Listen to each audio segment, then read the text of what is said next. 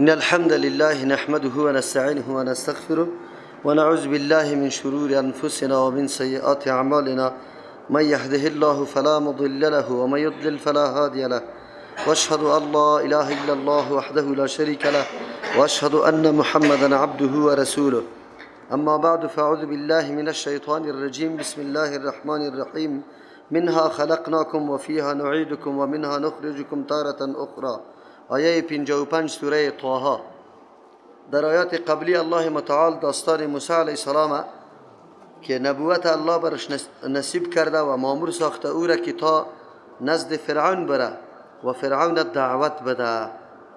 انبیاء علیهم السلام رسالت و مسئولیتشان همیسته که وا دعوت میده، ولی شروع از بالا کرده. با فرعون دلایل قناعت بخش پیش کرده، فرعون جواب نداده.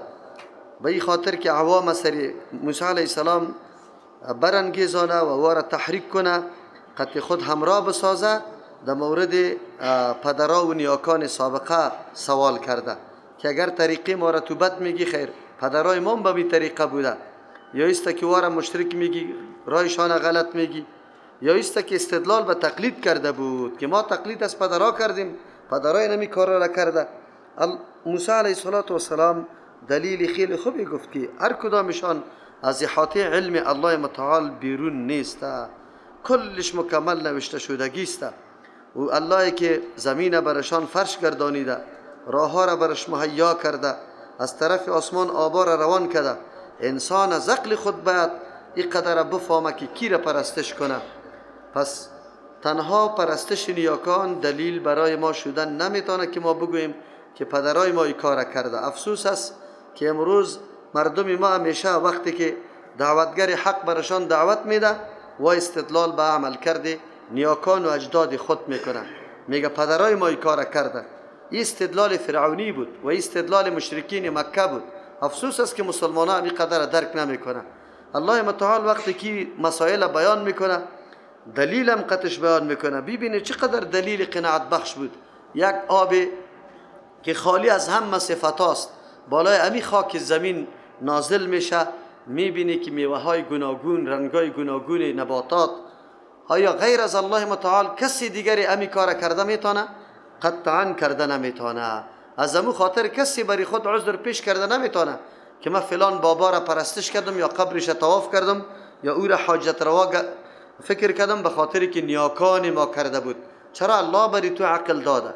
از امو خاطر است که در قرآن کریم قدم به قدم دعوت به سوی تحقیق است، نه برای تقلید. انسان تقلید نمیکنه، دنبال رو نمی باشه، پشت حقیقت میگرده، واقعیت میگرده که حقیقت و واقعیت چی میگه. بررسی میکنه زندگی خدا، حالات خدا، تحولاتی که در زندگیش میاد ایرم بررسی میکنه. از امو جمله دلایل الله متعال ایرم میگه منها خلقناکم و فیها نعیدکم. سه حالت انسان ها را پیدا کرده. سوالی که همیشه برای هر فرد انسان پیداست، از کجا آمدیم؟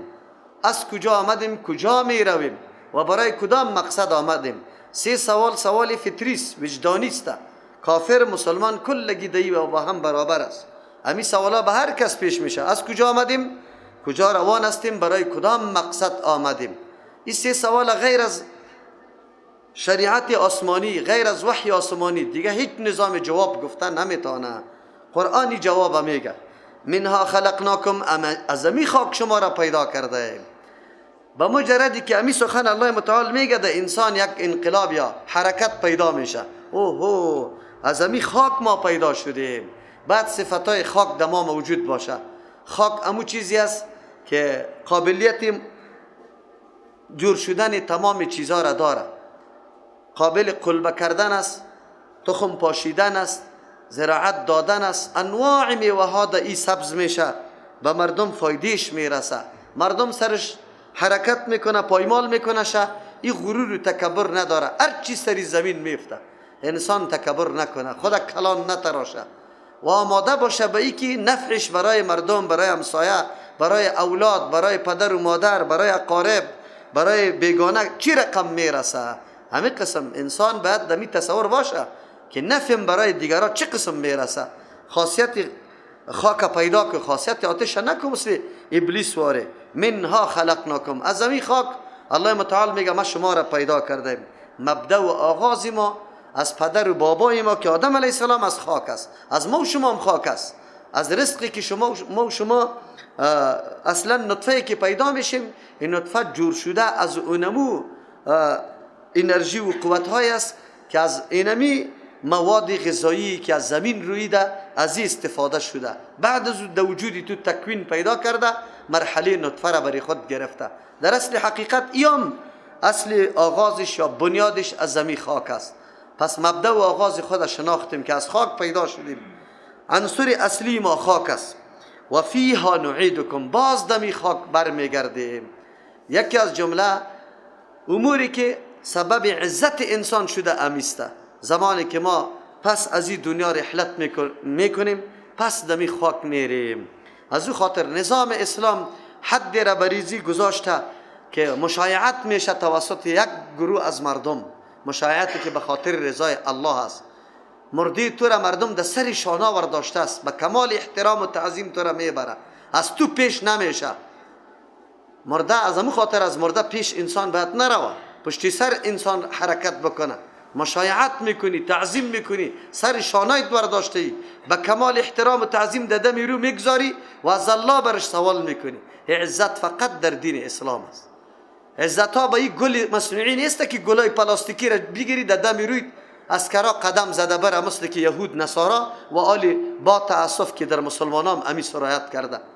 جنازه های اردوی ملی و ازیاره توسط گلای مصنوعی مشایعت میکنه. به این گلای والا با الله قسم اگر برش این گلا نصیب شود، گل وقتی نصیب میشه عقیده درست داشته باشه، در قرآن نشسته باشه، خدا مزین کرده باشه به عقیده کتاب الله، به اعمالی که از رسول الله صلی الله علیه وسلم برش میراث رسیده، توسط از او تو مزین میشی. انسان ما بعد خدا میدانه، پس در خاک میرویم. خاک هیچ چیزی همراه ما نمی باشه. امو تو شکای خیلی پختپوری تو امو پشتی ها و امو پالنگا و تختای کلش باقی میمانه، هیچ چیز هم نه. طلا و نقره و ظرف و ظروفی که داشتی یکیش هم همراهی قطعت نمیکنه. یکیش چطور انسان باشه که دمی نکته متوجه شوه و بازم زور، ظلم، نعوذ بالله، کجروی و انحراف و معصیت بکنه؟ انسانی که میدانه که بازگشتم به سوی خاک است. از امو خاطر است که الله متعال برگشت انسان در خاک کرده. می خاک است که حل میکنه امی انسان ها را. و منها نخرجکم تارة اخرى، انسان تنبیه داده انسان این مرحله عبوری است، این زندگی دائمی نیستی. تو نیست که تو خلاص شدی، روحی تو زنده است، روح از کالبد جدا شده، باز قطع کالبد یک جا میشه. الله متعال باز تو را زنده میکنه، محاسبه قطعت میکنه و این همی سرنوشت زندگی آینده است که در اینجا تو گرفته ای. الله متعال راه ها را برات نشان داده بود، کدام راه را تعقیب کرده ای؟ پس پیش الله متعال رفته نیستی. و از امی خاک نخرجکم میکشم شما را تارة اخرى، بار دیگره باز در پیش الله متعال زنده میشه. او زندگی نهایی است که مرگ ذبح میشه، به مثل شکل گوسفند آورده میشه. افسوس است شما باور به الله بکنی، معصیت در روی زمین که زیاد میشه از جهت عدم عقیده است. بیگاه خفتن یکی از جوانان مرا میگه که چرا همین مردم صحابه کرام از همین قرآن استفاده کرد، کدام تغییرات آمد، اما در مردم ما نمیاد. ما گفتم نمیاد. چرا نمیاد؟ عقیده درست تا آلی رو پخته نشده، ما عقیده ما کامل نشده، باوری ما ریشه نگرفته، مستحکم نشده. بله به زبان میگیم مؤمن هستیم اما یقین نداریم در قلب خود. چرا؟ یقین او چیزی را میگه که باز خلاف از او هیچ کار نمیکنی. آتش ما یقین داریم که میسوزانه، گاهی دستی خدا پیش نمیکنیم، گاهی لینی برق میفهمیم که میگیره آدم، کسی هم بری خود دست پیش نمیکنه. چرا؟ یقینش پیداست، باورش سری ازی جور شده. زمانی که باور و یقین انسان جور شود گاهی هم کاری غلط نمیکنه. از همون خاطر رسول الله صلی الله علیه وسلم 13 سال فقط باورسازی کرد. یقین به صحابه کرام چی کرد؟ تعلیم داد که الله کدام ذات است، ما کی هستیم، از کجا آمدیم، چی مسئولیت داریم و همه گپا را مکمل درک کرد. حقیقت خدا باز بعد از او اهمیت آخرت این کلش درک کرده بود. چرا؟ به خاطری که معلم از رسول الله صلی الله علیه وسلم بود. سخن پیغمبر در قلب از یا نقش می نشست. سخن ما و پیغمبر خیلی فرق داره. ما که هر قدر بگویم به زبان پیغمبر نمیرسه، به دلسوزی پیغمبر نمیرسه. از او خاطر رنگ صحابه، آموختن صحابه خیلی معیار بالا داشت نسبت به امروز که ما و شما تعلیم و تعلم میکنیم. از او خاطر و باورمندی صحابه کرام زود صورت گرفت و محکم صورت گرفت. از او خاطر هیچ نوع تحولات زندگی سر از وقت تاثیر نآورد. فقط خدا قربان و فدای امیدین کرد. اما ما تالی را باورمند نیستیم، با آخرت خود باور نداریم. دمی یک نکته اگر در یک آیت آدم متوجه شود که از کجا آغازیم است، پس تا کجا میرم، آیا باز زنده میشم؟ بله. ولقد اریناها آیاتنا کلها. انسان همیطور پیدا نکردیم. انسان تمام وسایل امکاناتی که سبب راهیابی و بیداری و هوشیاری عظیمش الله متعال ما کل بندوبست از زیر کرده، نشان دادیم نشانه های قدرت خدا. اما این انسان با وصف عمیق قدر نشان دادن نشانه های قدرت الله متعال بازم فکذب و ابا، نسبت تکذیب کرده، دروغ کرده و انکار کرده، انکار ورزیده. ولقد اریناها آیاتنا، ما نشان داده بودیم برش از معجزات خود برای فرعون و هر کسی که به مسیر فرعون روان است، کلها تمامی معجزات، فکذب کلش تکذیب کرد و ابا انکار کرد که میپذیرفت. لااقل خو بیدار میشد. الله متعال پیش برای ما گفته بود دو چیزه به موسی علیه السلام گفته بود، یا است که او قبول میکنه، یا است که لااقل فکر در ذهنش پیدا میشه. بس اوقات در مجمعه ما و شما مردم که میه روز اولش میباشه، یا است که در روز اول الحمدلله میشینه فکر خود دقیق میگیره، اینطور نمیشینه که مثل یک معترض واره، اینطور میشینه که من امروز بعد سخنا را خوب درست بشنوم. سخنای شخص نیست، این سخنای الله متعال است و این را خوب بعد بفهم. دمو ساعت انقلاب سرش میاد، تغییر سرش میاد. عمر سابقیش مکمل در پیش رویش میاد که تباه شده، در بدر شدیم. چرا؟ الحمدلله که به این عقیده وفات نکردم، وگرنه جایم جهنم بود. شکر الله را میکشه. اما یک تعداد مردم و اگر امیال جور نمیشه یک فکر برش پیدا میشه، در جستجو میشه، حالی تحقیق میکنه که سخن احمد خوب است یا محمود خوب است، از او سند داره یا از او سند داره، کدامش ثمر بخش است، کدامش مفید است، کدامش سبب اطمینان قلب انسان میشه. اگر نه که امید دو گپ پیدا نشد او انسان معاند و ضدی است، الله متعال برش هدایت نصیب نمیکنه. قال جئتنا لتخرجنا من ارضنا بسحرك یا موسی. فرعون سیاستمدار چیست؟ بسیار دروغگوی است. تلاش داره که حالی ذهنیت مردم چه قسم جلب کنه تور طرف خود و در مقابل موسی علیه السلام تحریک بکنه. امی سیاست امروز یک تعداد ملاهای نام نهادم داره، یک تعداد سردمداره و ملکای نام نهادم داره و به این خاطر که اهمیت خود ارزش بده و اهمیت تو را کم بسازه، مردم هم چی میده؟ تحریک میکنه. چی رقم تحریک میکنه؟ سعی کنه فرعون مردم تحریک میکنه. تو آمده که ما را از این ملکیت خود از این سرزمین ما بکشی. به شعیب علیه السلام هم قومش گفته بود آمده یالی ما را اینقدر خدا متصرف در بین اموری ما خدا جور کرده که حتی ما در ملک خودم تصرف نداشته باشیم که چی بکنیم، چی معامله بکنیم. مثل که آلی این مردم که میگه زندگی شخصیم است، این سخن اونمو قوم شعیب علیه السلام است، این سخن اینمی فرعون است، این سخن فرعون امروزی است که میگه این زندگی شخصیم است، تو را غرض نیست. این گپ غلط است. در دین مقدس اسلام کل انسانیت یک وجود است، کلش افراد انسانیت اعضای وجود است، با هم شریک است. غم، درد و خوشحالی و راحت و زحمتش با هم مکمل شریک است. پس کسی که میگه که کار شخصی است تو غرض نداری، کلمه کفری است، کلمه فرعونی است، کلمه قوم شعیب علیه السلام است، از کسی دیگری نیست. تو باید در این جامعه که زندگی میکنی گاهی هم ضررت به کسی نرسه. تو نگو که این کار شخصی، زندگی شخصی است، تو غرض نکو. اسلام برات حد مقرر کرده در زندگی شخصی، در ملکیت شخصی، در همه اموری. در جایی که ملکیت شخصی است تو سبب ضرر برای دیگران میرسه نمیتونی تصرف کرده. کلکینیت اولی مردم تهدید میکنه، شریعت برات میگه بند کو کلکینیت، ملکیت خودت است اما اجازه برات نمیده. درختیت سبب سایه برای باقی دیگران میشه، شریعت برات امر میکنه قطع کو شاخه، درخت دور بکن. حتی تصرف در ملکیت خود زمانی میتونی که ضرر برای دیگران نرسانی. اگر امی احساس امرای هر فرد انسان باشه در دنیا مشکل پیدا میشه، در دنیا جنجال پیدا میشه، نزاع پیدا میشه. این تعلیمات والای اسلام است که به انسان میده، اما این انسان غافل است، این انسان نمیفهمه. دنیا امید لعنت دموکراسی لعنتی آمده به مردم این کلمات تعلیم داده. این زندگی شخصی است، هر چی که میکنم. دخترم میگه به این قسم چرا میگردی در بازار؟ میگه تو را غرض نیست، به هر کس سخن میگم، خنده میکنم، مذاق میکنم، کار شخصی است. این راه بیدینی رواز کردن است. میفهمی یا نمیفهمی؟ این پروسه بزرگ است از طرف استعمار و دنیای کفر. چه قسم مسلمان ها را از این قید و بند شریعت آزاد کنه، این مردم ببند و بار شوه، دیگه این حدود شریعت مراعات نکنه. امی گپا فرعون هم میزد، مردم تحریک میکرد. چی میگفت؟ قال جئتنا، تو آمدن که ای موسی علیه السلام، لتخرجنا، که بکشی ما را من ارضنا، از سرزمین خود. او توسط چی؟ معجزای موسی علیه السلام به سحر تعبیر میکنه. به سحر که توسط سحر خود یا موسی، ای موسی توی سحر میکنی ما را از این سرزمین. قصد پاچایی و ملک گرفتن است. چرا؟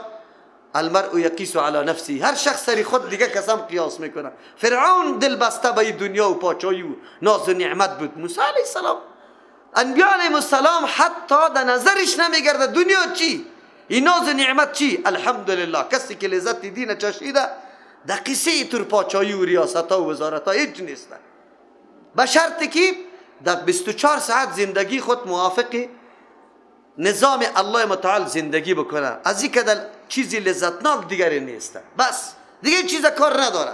رزق حلال پیدا کنه، اطاعت الله متعال بکنه، بس امی برش کافی است. با پشتی دنیا و مادیات قطعا نمیگرده و در نظرش هم نیست که چی گپ است.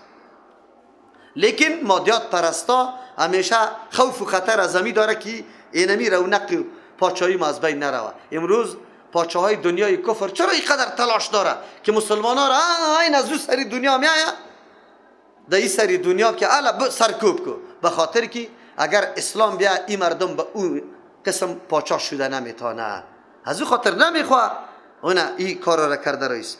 فلنأتینک بسحر مثلی، آرام نمیمانیم تا مثل سحر تمام آوردن میکنیم.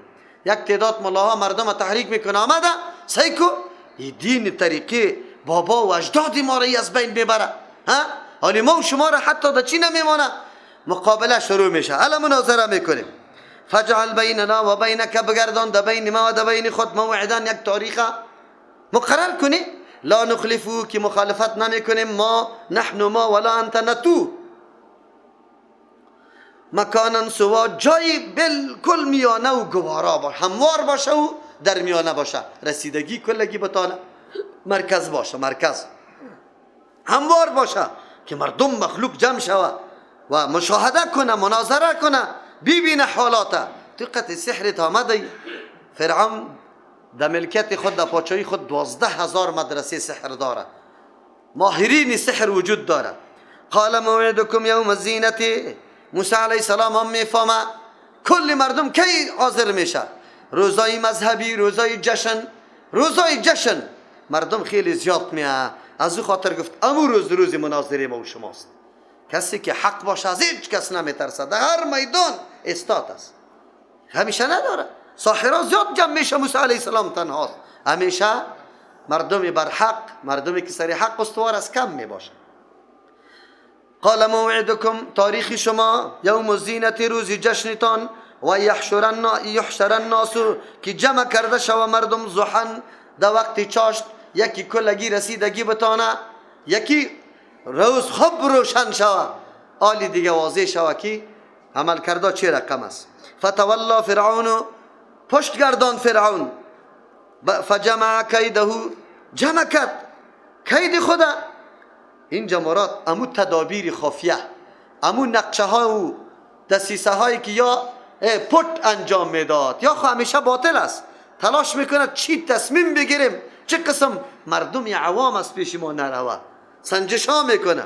ثم تا بعد از آمدن کرد، اول تدابیر سنجید. تدابیر چی رقم بود؟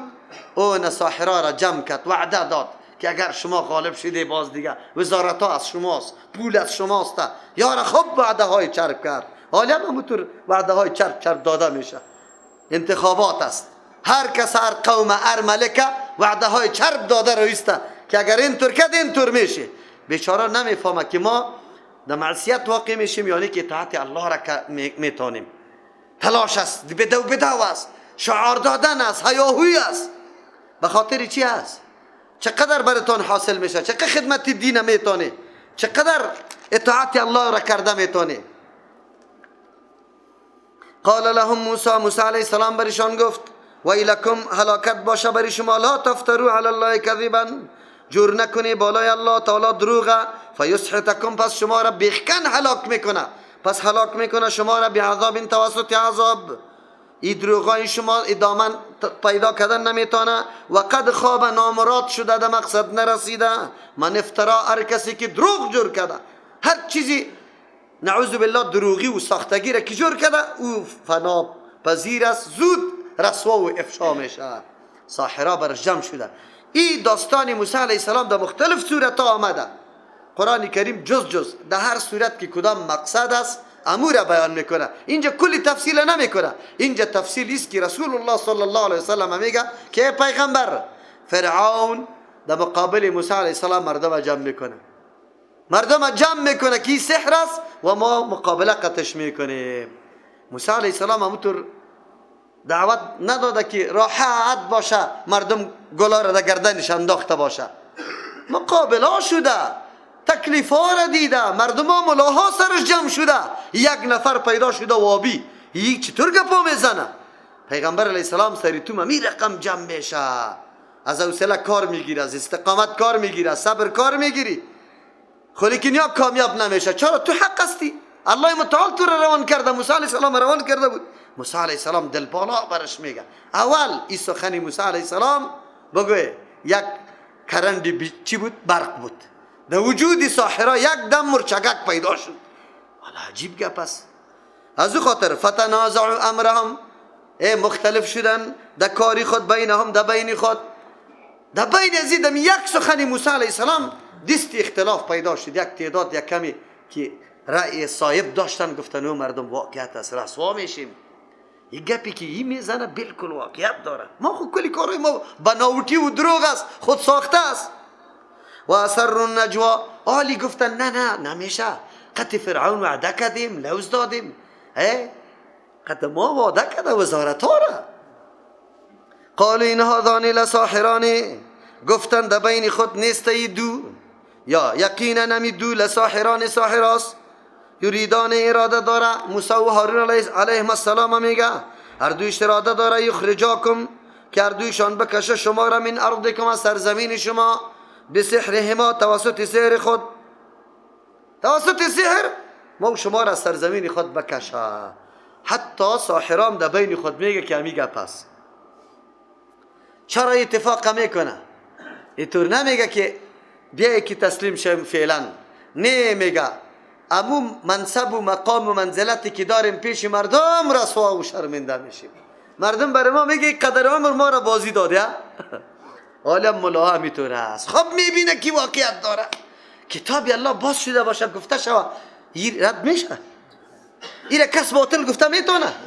حدیث صحیح پیغمبر کسی میکشه به مردم پیش میکنه، چیستا جدی کسی رد کرده نمیتونه. لیکن ما بین خود مشوره میکنه چی کنیم؟ مردم تحریک کنیم، مردم بگیم که شما را از مذهبتان میکشه.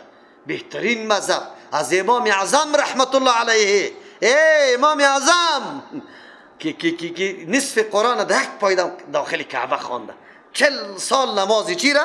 صبح به وضوی خفتن خوانده، انواع دروغای دیگر کیا بسته کرده برایش. ایره میگه منزلت ها و مرتبه های چی؟ دروغی. امام ابو حنیفه رحمه الله، الله برش منزلت داده، عالم است، عالم است، الله برش فوقیت داده، ذرت به این چیزای ساختگی نداره که شما جور میکنی. اگر کسی را الله عزت داده به این ساختن شما عزتیاب نمیشه، بلکه در شان از او شما تنقیص میکنه، گپیتان غلط ثابت میشه، شما هم شرمنده و با کسی که نسبت کرده او را مقامش پایین میاره. مقامش پایین نمیاره، خود معلوم دار گپ است.